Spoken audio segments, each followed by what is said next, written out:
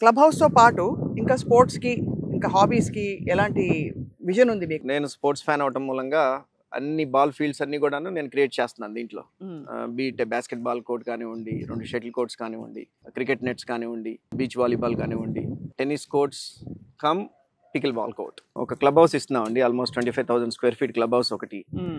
సుమారుగా ఒక 700 ప్లాట్స్ వస్తున్నాయి దీంట్లో. హ్మ్. ఇది ప్లాట్ ప్లస్ కన్‌స్ట్రక్షన్ వెంచర్. నేను ఒక 20 విల్లాస్ కడుతున్నాను దీంట్లో.